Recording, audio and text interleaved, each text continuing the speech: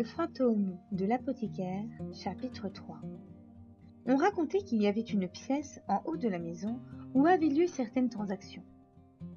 Et l'on montrait parfois du doigt les fenêtres de cette pièce, car elles étaient visibles de la grande haute. Elles vous fixaient de leurs yeux froids au travers des arbres. La rumeur voulait que cette pièce, dont tout, pourtant, dans son aménagement, était assez banal, recéla quelques articles déplaisants au point de glacer l'âme. On avait entendu parler de visiteurs qui, l'ayant regardé, s'étaient trouvés sans voix et, saisis d'une grande agitation, s'étaient enfuis en hâte pour ne jamais revenir. Le regard de Benjamin plongea, au-delà du vieillard, dans l'obscurité de la maison. Puis, le regard monta vers les étages. Surprenant cette mimique, le vieillard baissa les yeux d'un air curieusement mal à l'aise. Vous êtes sûr, jeune homme? D'ailleurs, existait-elle vraiment, cette pièce, ou n'était-ce qu'une histoire que se racontent les apprentis au profond de la nuit? Le vieillard renifla. Excusez-moi, jeune homme, mais êtes-vous bien sûr? Il faut que je sache. Nous n'allons pas perdre notre temps, n'est-ce pas? C'est bien considéré? Bien réfléchi. Si à présent vous changez d'avis, je ne me froisserai pas. Loin de là. Et même, en un sens, je serai content. Tenez, jeune homme, je vous vois que vous mordez la lèvre. Alors, pourquoi ne pas faire demi-tour et ne plus penser à tout ça? Je ne dirai rien. Tout sera oublié.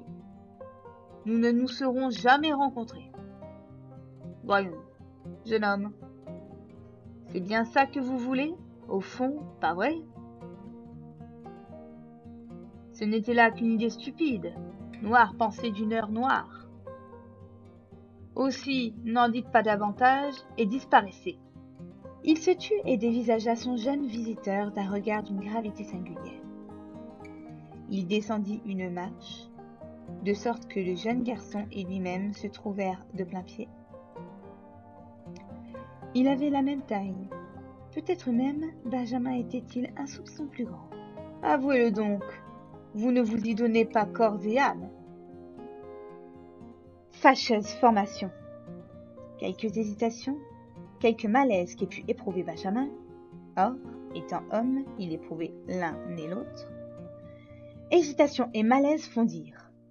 En regard de la vision inopinée de M. Corbett, squelettique, grimaçant et croissant. Corps et âme, jeune Partridge. Je le veux, je l'exige. Faites-moi entrer, grogna Benjamin entre ses dents glaciales. La maison sentait le cimetière, comme le vieillard. Mais cela mis à part, elle n'était pas plus rébarbative qu'un parloir de prison. Le vieillard haussa les épaules comme pour signifier qu'il avait fait ce qu'il voulait, et il montra le chemin. Par ici, jeune homme. Marchez avec prudence. Ces escaliers sont traîtres. Je ne voudrais pas avoir votre mort sur la conscience. Donc, elle existait bien, cette pièce là-haut. Le cœur de Benjamin commença à s'affoler dans sa poitrine. Son souffle était rapide et faisait friser de menues franges dans la lumière de la bougie. Le vieillard marqua une pause. D'un geste brusque, il abaissa la bougie, de sorte que la rampe et quelques réceptacles de meubles d'acajou prirent peur et se tapirent dans leur ombre. Rappelez-vous, jeune homme, c'est corps et âme ou rien. Une nouvelle fois, crainte et hésitation battirent en retraite quand Benjamin retrouva devant ses yeux la figure de M. Corbett.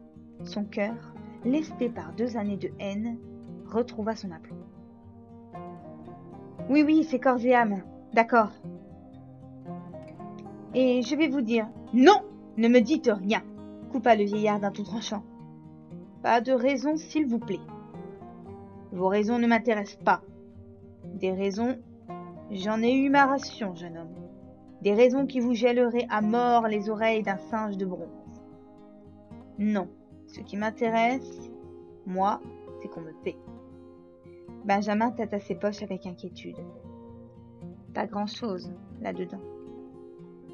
Mais il voulait corps et âme espérer que ça suffirait pour obtenir la mort de M. Corbett. Rien pour l'instant, dit le vieillard, qui avait observé le geste de Benjamin et deviné le résultat. Je n'ai pas l'intention de vous réduire à la mendicité. Mes conditions sont plus honnêtes. Un quart de votre salaire, à compter d'aujourd'hui. Jusqu'à quand? Jusqu'à votre mort, jeune homme. Jusque-là seulement. Ensuite, vous serez libre. En règle, après solde de tout compte. Mais attention, pas de marchandage, s'il vous plaît. On n'est pas au forail ici. C'est à prendre ou à laisser. Le quart de tous vos gains à compter d'aujourd'hui, jusqu'au jour où vous passerez devant le grand juge. Je prends toujours le quart. Je l'ai toujours fait, et ce que je ferai toujours. Donc, ce sera 5 pence à chaque fois que vous en aurez gagné 20.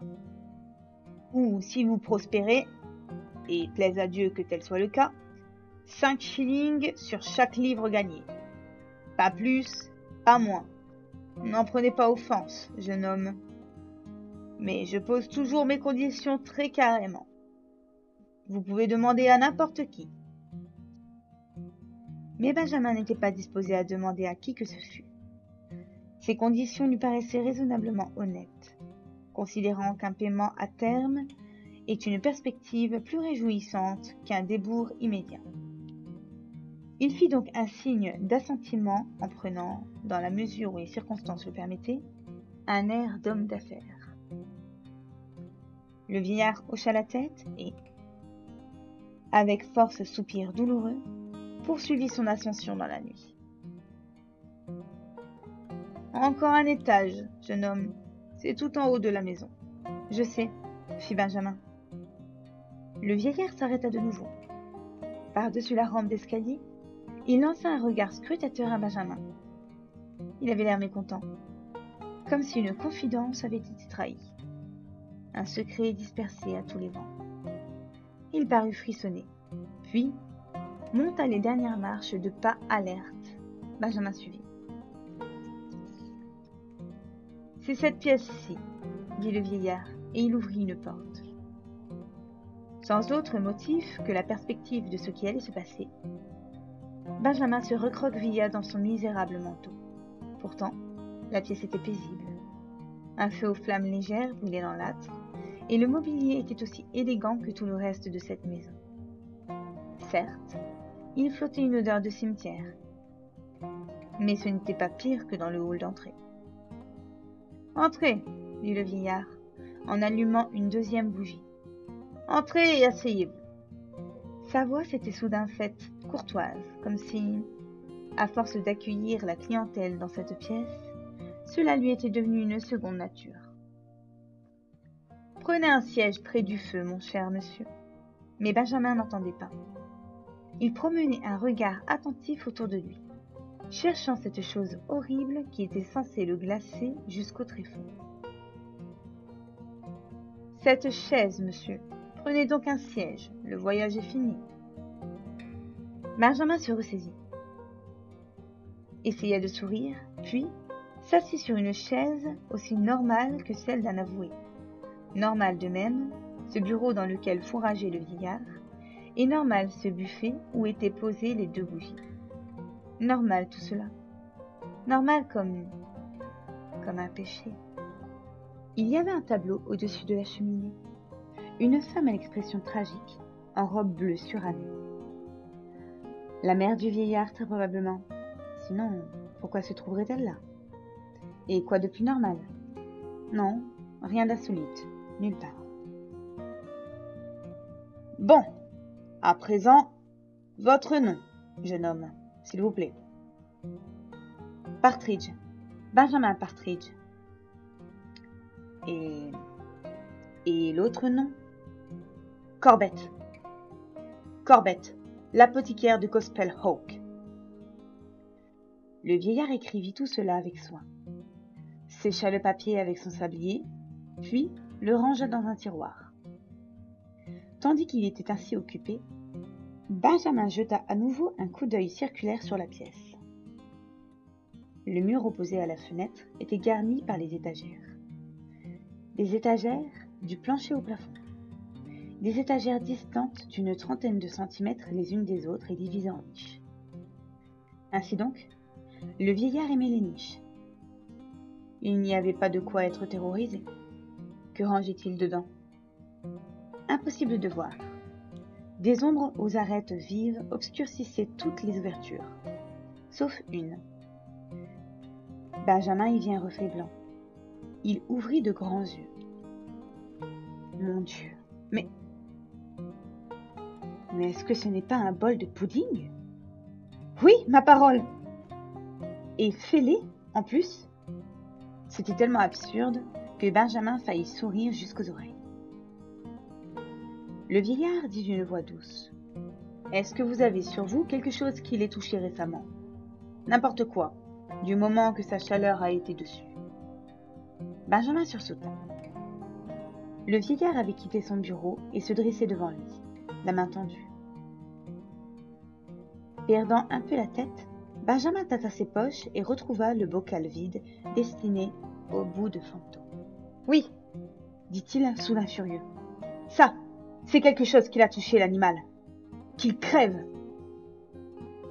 Chaque chose en son temps, fit le vieillard en prenant le bocal.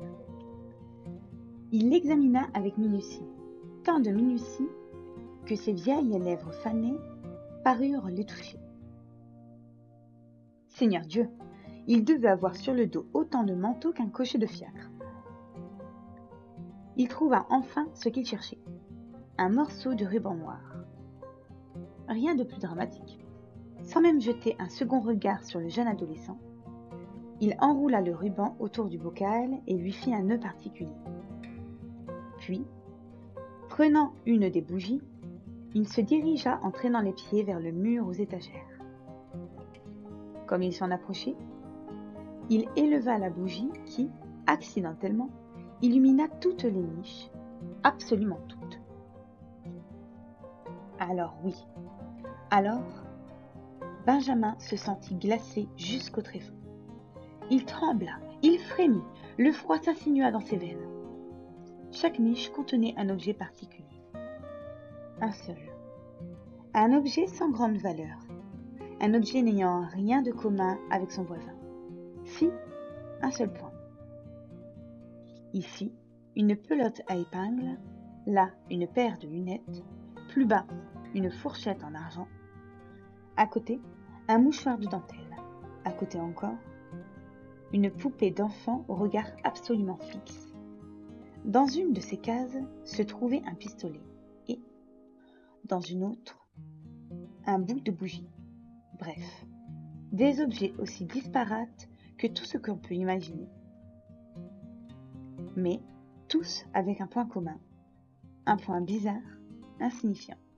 Autour de chaque objet, et retenu par un nœud particulier, était un morceau de ruban noir. « Voilà qui est fait, » dit posément le vieillard. Le bocal de M. Corbet était allé rejoindre ses voisins. « Et maintenant il est mort ?» murmura Benjamin, incapable de détacher ses regards de ce mur de la haine fatale. « C'est l'affaire de quelques minutes, jeune homme. Rien ne peut le sauver, à présent. Inutile de vous faire du souci. Si vous partez tout de suite, vous le verrez de vos yeux. Venez, jeune homme, l'heure approche. » Cependant, en dépit de tous ses efforts, Benjamin n'arrivait pas à détourner les yeux du mur aux étagères. Il avait vu un chapeau qui lui semblait connaître. Le chapeau d'un monsieur qui habitait dans les parages, jusqu'à sa mort, le mois dernier. Un homme fort aimé. Unanimement pleuré. Qui avait apporté ce chapeau? Le vieillard devina l'affairement du jeune garçon. Il écarta la bougie du mur et toutes les niches furent à nouveau plongées dans leurs ténèbres respectives. Tout le monde s'imagine reconnaître quelques objets ici, murmura-t-il. Mais croyez-moi, c'est bien peu vraisemblable, vraiment bien peu. Il prit le garçon par le bras. Maintenant, il faut vous dépêcher. Retournez sur la route, sinon vous allez le rater. Et cela ne ferait pas du tout votre affaire.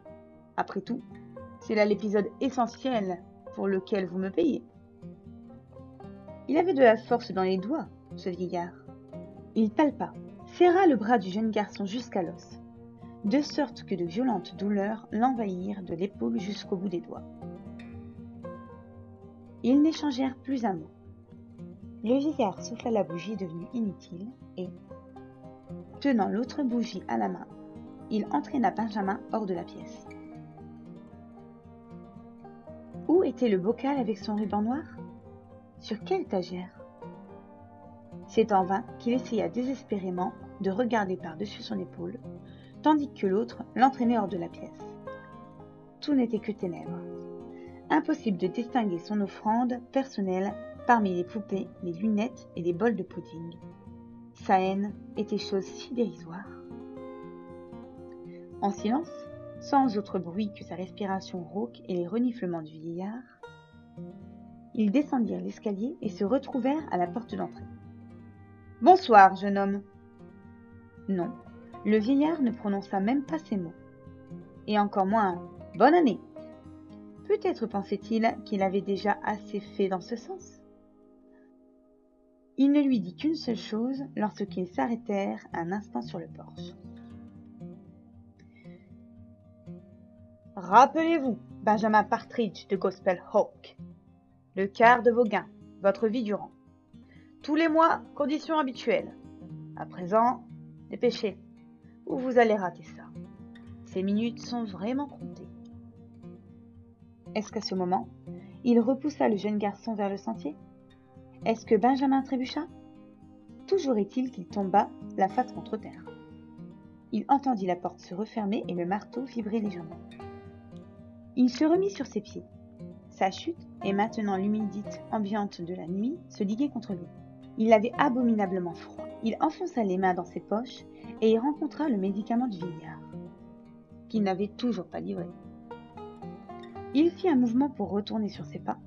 La lumière du porche était éteinte. La maison qui, plus que jamais, avait l'air d'un croque-mort géant, était d'une obscurité indéchiffrable. Il frissonna et se détourna pour rejoindre la grande route. Il lui avait été conseillé de se dépêcher. Il se dépêcha donc, suivant ce sentier peu rassurant qui sanglotait sous ses pas comme un enfant au cœur brisé. Enfin, il atteignit la route. Dieu merci, le vent s'était considérablement calmé. Là-haut, flottaient les nuages, aux formes incertaines et inquiétantes. Certains avaient des cornes, d'autres des ailes, d'autres encore des gueules béantes. Un bruit, des pas qui courent sur la route. Il regarda en direction de Highgate. Son cœur battit plus vite. Il commença à transpirer. C'était M. Corbett qui arrivait. Tout haletant, tout boitant, ses lunettes luisaient sous la lune, dont la lumière ne faisait rien pour arranger son teint cadavérique. Il approchait toujours. Est-ce qu'il souriait? Mais comme ses dents étaient affreuses. Et que se passe-t-il à présent? Voici qu'il étend ses mains squelettiques, comme s'il voulait saisir quelque chose, comme s'il voulait parler. Pour dire quoi? Rien. À l'instant même où il va toucher le jeune adolescent, voici son visage qui se fige comme du lait caillé, ses yeux qui basculent vers le haut, sa mâchoire qui bascule vers le bas et sa bouche qui dessine un O étiré en ovale. Un O tout noir. Le vieillard avait fait du bon travail. Monsieur Corbett était mort. Son corps s'affaissa sur la route. Et Benjamin Partridge resta là, immobile, devant ce cadavre à ses pieds. Il était vengé. Le plaisir ne se liait guère sur sa figure. Sa situation n'était pas favorable. Il était planté là, tout seul, dans la nuit immense, près du corps de ce maître dont il avait souhaité la mort en s'y vouant corps et âme. « Ce n'est pas moi, chuchota-t-il avec anxiété. Je ne l'ai même pas touché.